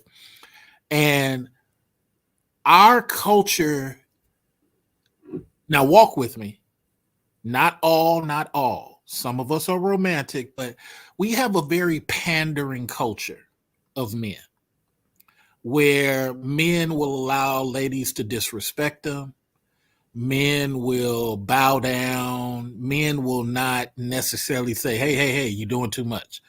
It's hard for a man to say no in this culture. And that's something I think you are, in your beautiful arrangement, you're not considering outside of that bubble, that many of those guys are not privy to have the ability to say no. Because many boys are raised to adhere. And it's very unique for a boy to say, oh, no, I don't want to do that. No, or go, I don't want to be involved. Our culture is different when you limited us that way. And I just want you to consider that for some of these guys, not all, and definitely not anecdotally, standing up for yourself is not what a real man does. A real man tolerates. That's what this community teaches some of the boys. That's why you see a lot of nodding heads right now. And that's why I think that maybe you don't consider that. And I'm going to end by saying, in all of my travels within America, because I'm an international dude, but within America, I often give money to homeless, but I ask them to tell me their story, how they got that way. You'd be amazed how many black men suffered from some type of, according to their one-sided story, from some type of, she just left me. She just took the money. I never forget the most horrific story in Atlanta when I was working at a hospice, and I'm going to end by saying this, but it's something you should hear, Chloe. Gentleman in a wheelchair, half of the leg gone because he was on his third stroke, and he had an uncontrollable tear coming out of his eye, but was always happy. Always happy. 1998, I'll never forget this dude, down on Atlanta. And you had two type of hospice. You had Cascade for the rich people, and with big, beautiful stairs, and then you had the poor people who couldn't make it. So brother said, when I had my first stroke, I said, first stroke? He said, yeah, I done had 3 of them. And then he got to talk about his children who never came to visit him, and the wife who never came to visit him. Yeah, I used to work all the time, man. My point is, Chloe, some of these guys are doing exactly what you're suggesting. Not all. But their outcome in silence is I never got a chance to say no. I never got a chance to say, I'm Herschel and I don't want all those problems. I never got a chance to do that because I've been trained in this community that a real man just deals with it and a real man stays on mute. So just, it doesn't mean I'm right, Chloe. I just want you to consider outside of your bubble, some of these things are really happening to these dudes. Okay, so first of all, I'm gonna come from this particular perspective. You don't know enough about me to say whether or not I'm considering or not considering anything. And my question to you would be, and then I'm going to respond, and I hope you can keep it kind of short so that I can get back to my response. But my question to you is, what is it that I said? Because you said some of these men are doing the things that I'm suggesting. What is it that you think I'm suggesting? What is it that you get? What was the gist that you got? Because you said some of these men have done what you're suggesting. From what I just said a little earlier, what is it that I suggested that some of these men are doing? In the short version, you were saying we have to stop saying to our men or comparing against Asians and whites. We have to stop verbatim. I lost most of it. We have to stop doing these type of things. And what I'm trying to suggest to you, and I'm keeping it short, is that sometimes, my lady, these guys are suffering in silence because being a real man in the Black community means not saying no. But go ahead, you got the last word. Okay. Okay. Thank you for explaining it, but I didn't address any of what you just said. That wasn't what my perspective was. I didn't talk about men not suffering in silence. I never suggested that men shouldn't speak up. I never suggested that men shouldn't have an opinion. I never suggested that men should lay down and take whatever a woman. I didn't even speak to that. The only thing I spoke to, since some of it got lost to you, respectfully, the only thing I spoke to was that I think we focus way too much on these comparisons. And I believe that a lot of times these things are limiting us. We end up being our own worst enemy. I agree with you that men have not in the past felt the freedom to be able to speak up. But see, what I see now is that men are building platforms for them to have a voice, to speak up. So I do believe when you knew better, you do better. So if we're doing that now, where we're seeing that men didn't understand that they had a value, they didn't think they could speak to their value, they didn't think that they could have an opinion, they didn't think that they could be vocal about their feelings, they didn't think they could stand 10 toes down and say, I'm not going to take this treatment, right? You're right. There were a population of men that didn't believe they could do that. But now we have the emergence of the male voice.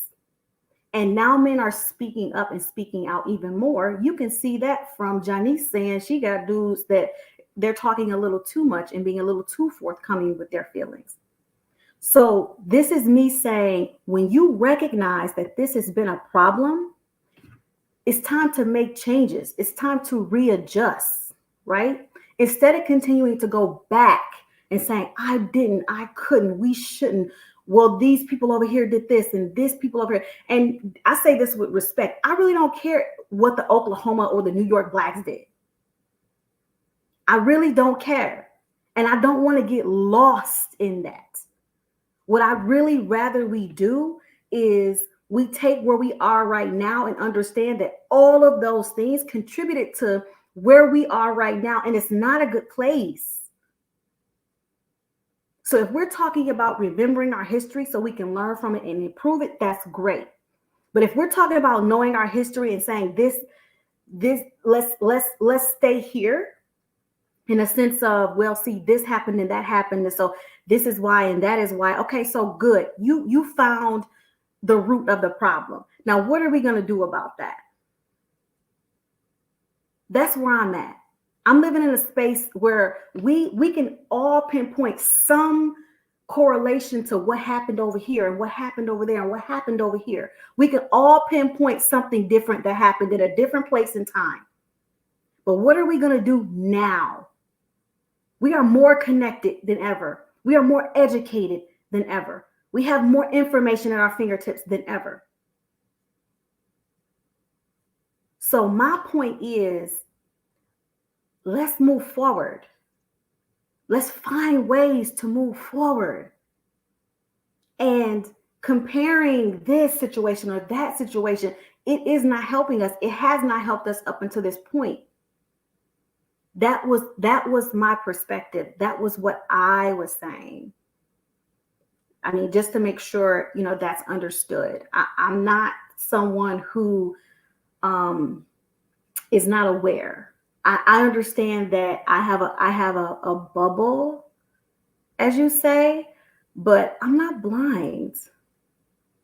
Also, I have family. I have friends. I have everyone around me is not married. I have divorced people around me. I have people who live alternative lifestyles around me. I don't just live through my experiences. I also get to live vicariously through these other people's experiences as well.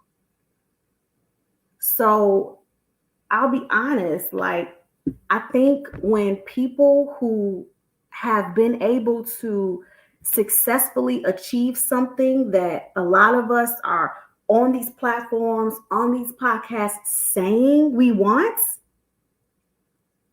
then we need to actually be listening to those people instead of trying to box them in or present it as if they don't understand.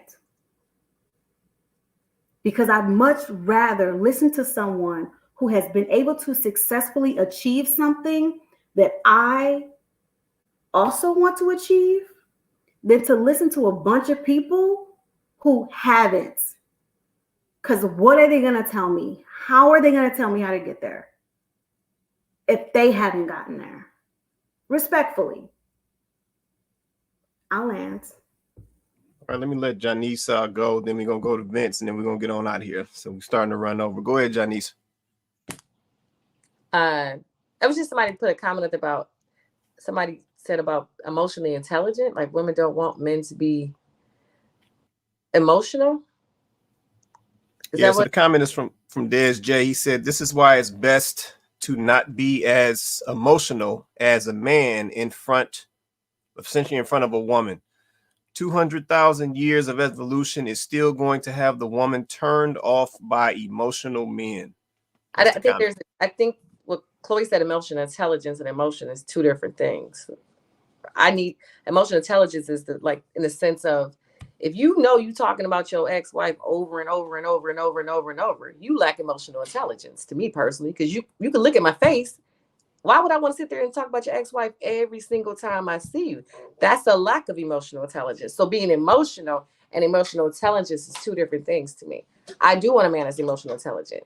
And I don't care if he's emotional, but be emotionally intelligent. That's all I'm saying. I don't have a problem with listening to you and understanding you. But every time we go on a date, I'm not about to sit here and talk about your baby mama and your child support issues. That has nothing to do with me. Let me get to know who you are. Aside from her and the kids, I need to know you. And I can't get to know you if I'm still living through her life.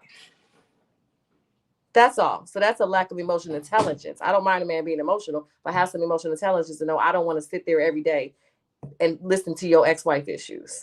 That's it. Okay, can I clear something up? Can I clear something up real quick too? So then we're gonna go to Vince. Okay, when I said what I said to you, Janice, I didn't mean that. What I meant, what I thought, what my impression, understanding, I thought you meant like every time you go on a different date with somebody, it's becoming repetitive in that way. I didn't know you meant like the same dude every single time he gets the chance, he's talking about it. That's not what I meant. No. If anybody's doing that, yeah, I'm with you on that too. Yeah, I'm not trying to hear all that. I was going off of just somebody, just their personal, just their initial personal disclosure, just sharing with you their trauma or their life or the situation once they felt comfortable enough to share it. Then after that, then you know it, and that's it, and whatever, y'all can just work on that. That's where I was coming from. I didn't know you were meaning like if a guy, of course, if the guy's continuously, repetitively saying the same old thing. And I think that's kind of what Des J is talking about as far as being emotional, that piece.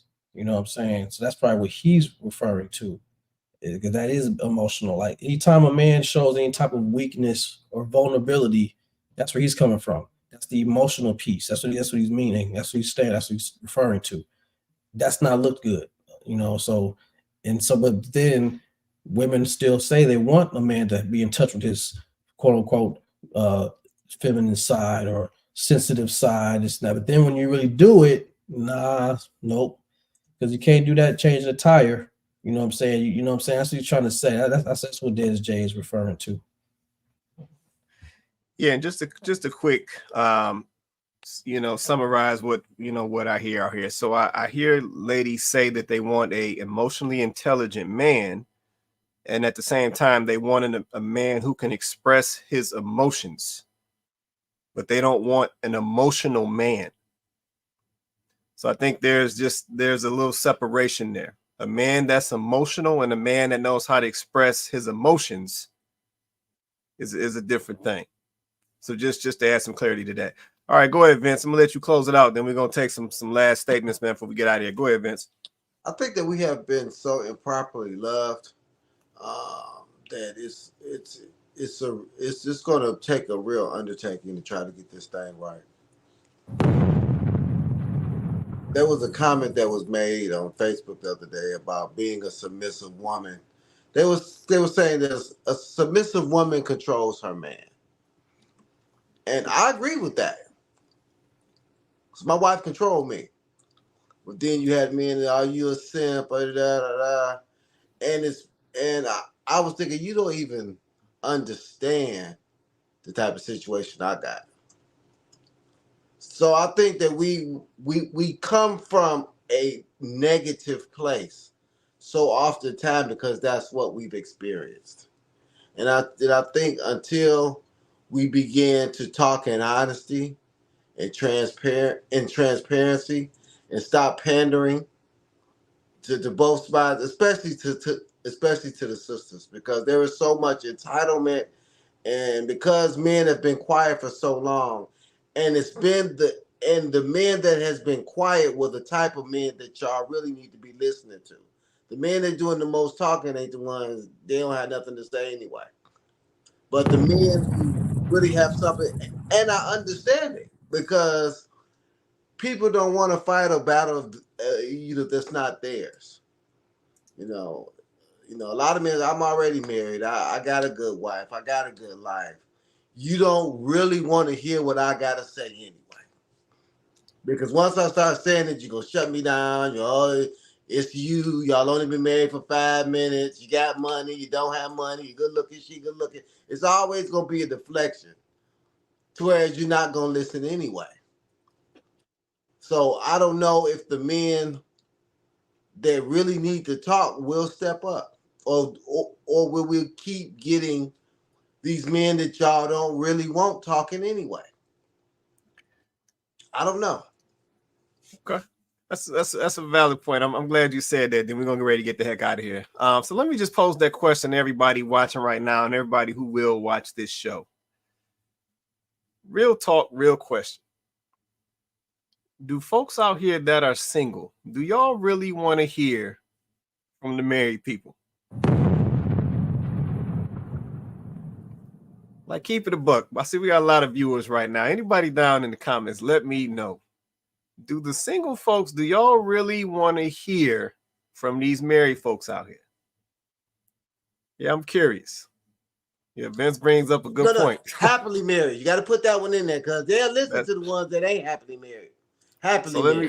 So let me tweak that, Vince. So let me tweak that for the question. So let me rephrase the question real fast. Do the single folks out here who are talking about the pee in the dating pool and the doo-doo in the dating pool and all of this, do y'all really want to hear from the successfully married people? Somebody drop a comment. Let me know before we get out of here tonight. Somebody drop a comment. Let me know where the single folks stand. I know we got some single folks down watching right now. From where y'all stand at, do y'all actually want to hear from these successfully married people out here? Do you actually want to hear their advice as y'all are going down this dating journey? I'm just gonna put that out there. Then we get ready to wrap up. Oh, Janice done came off mute. Go ahead, Janice. I do. Y'all can, matter of fact, find me a husband, okay? Since y'all successful, pick out the right one. Send them my way, okay? Stop Send the them my way. cap. Thank you. Married people, find me a husband. Only the married people. So yes, I need the married people to work together and bring him this way. Thank you. Okay, what Janice? What'd you say on the other show? You said March, right? That's when it's happening? Oh, when I come to Detroit, yeah, I come to Detroit in March. All right. Yeah, we're gonna have to connect. We're gonna have to connect. Go ahead, Hurst. Then we're gonna take these closing and get out of here, man. Go ahead, Hurst. I was just gonna say, as a joke, I was gonna say ditto for me. But yeah, but I'll say because I am a single person. So this is how I do. I think a mature single person would want to do that. So that's me. Like, for example, if I want to know about something about like if I see something like a noise is going on with my car, I'm gonna go to a mechanic and say, hey, this is happening to this. Can you tell me something a little bit about it? So of course, so for me, that's how I look at it. So if I want to, have a successful future or this and that, I'm gonna go to the people that I see that's doing it right and being successful at it. So I'm listening to everybody's thing. I mean, I'm even listening to I'm going back to my own experiences when I did have good experiences when I was in a marriage. You know what I'm saying? When it was at its peak and and well, you know what I'm saying? I'm going back to that, referencing to those things. But I'm going to go to the people who are educated, the people who are actually experienced in living in it. So that's real. I'm not like everybody, so No. But Janice gonna have to go through my 90-minute boot camp. Oh, it's a 90-minute boot camp. It's gonna be hard. Did he say a 90-minute boot camp? In 90 minutes. He gonna get you together, sis. No. That's the real deal right there. That's the real deal right there. Can I say this too? Like, all right, go ahead, Chloe. We got to get the heck up out of it. Go ahead. I'm sorry, y'all. No, but you good. Go ahead. Can you put Des J's comment up there? Because I appreciate his comment. Yes.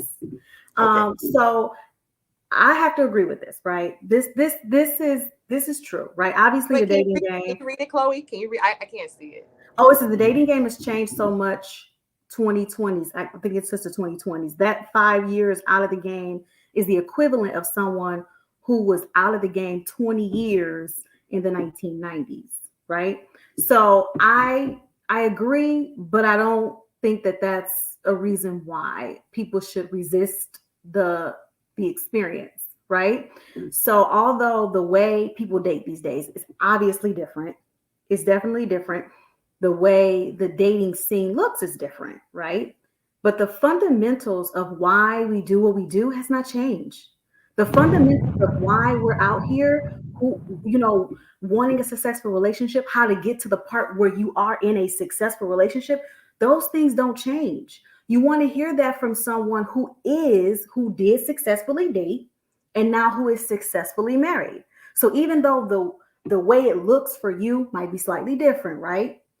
But the fundamentals won't change. And that's what you want. You want the things that have lasting power, the things that took those people from the 90s to the 2000s and those who are still together today. You want to know what those are. Somebody who in the same position you in cannot help you with that. They cannot help you. So instead of being resistant, and I'm not saying he's being resistant, but just to anyone who's thinking, well, they're out the game, instead of being resistant to that, understand that there is something you can learn from those people, right? Maybe they can't tell you how to connect with that, like how you're going to find that person, where you're going to find them at. However, they may be able to tell you once you think you found someone, what to look for in someone. Those types of things are valuable things that you can learn from someone who's done it, right? So I just don't be resistant to it, right? Because I believe actually there's something you can learn from everybody you come in contact with. Sometimes it's a valuable lesson, like it's a positive thing. Sometimes it's a negative, but I feel like you can learn something from anyone. So just be open to that, right? Chloe, I think you are absolutely. I just want to piggyback on Chloe, and this will be my ending statement. Chloe, you are absolutely right. I know people that have been married for 20 years, 30 years, 5 years, 5 months. They all have similar qualities. They all have similar type of men, and they all are similar type of women. So I 100% agree with you, Chloe. It doesn't. The game is still the same. That's real. That's real. That's real. Let me get this comment, then I'm gonna take some closing. I said we'll do the closing kind of quick. We had about 10:30. J.U. Griffin said, no, most single people do not or don't want to be told they can be wrong at times. Men and women quite often lack accountability. This comes from a 20-year married man. And shout out to that comment right there, J.U. Griffin. Appreciate that. He said 20 years in the game, 20 years in the game. He also said marriage is about compromise and sacrifice. Many single people reject that. Okay. Oh, that's it. That's it. I feel that right there. I said we definitely know there's a level of selfishness out here these days. So yeah, we're not gonna act like that doesn't exist. All right, we got to get up out of here. Let me do some quick closing. I know Vince said he did his already. We'll keep these kind of quick. Let's say we at that 10:30 mark already. So I will go to Janice. I will go to Herschel. I will go to Mr. Research, and then we're gonna get out of here. Go ahead, Janice. You want to say anything in closing? I don't have anything in closing. Just remember what I told the married folks. And Herschel, I didn't have no problem with you or Mr. Research. No smoke over here, okay? No problems. Oh, good. Appreciate that. Go ahead, Herschel. On you, man. Okay, yeah, but I definitely wasn't trying to attack you either. I just want you to know that.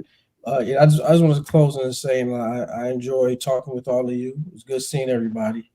And just I thank everybody for their input. And I'll be continuing to come on here. Appreciate it, man. Appreciate you holding us down, man. We always appreciate that. Mr. Research, it's on you, man. All right, very quick. So, I have seen a lot of beautiful couples, longevity, and it's good for the couples to reach out. I just want people to understand there's a lot of subjugated dudes out here who have been told what they've been told. One of the guys I met in 97, he got with a lady with 3 kids, had 2 additional kids by her. He's living in a motel while they're all sapping away his medical benefits. And he's slowly dying in that motel. But he was the happiest person. I raised him. And some people teach these boys to just deal with those things. And if we're going to teach this beautiful thing called marriage, it has to be from the standpoint where the guy can be celebrated in those things too. Because a lot of the teaching I see is only from the wife's standpoint, even though the couple are together.